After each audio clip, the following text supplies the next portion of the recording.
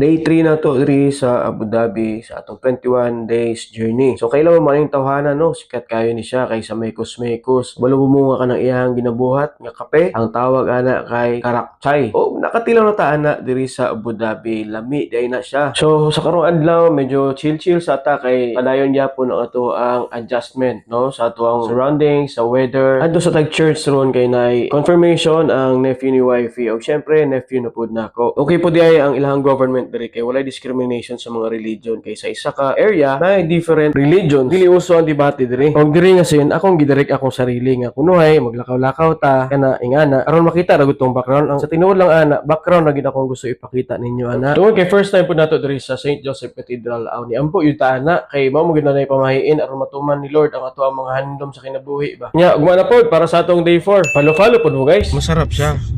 Pag inaway mo siya, parang may kasamang lemongrass.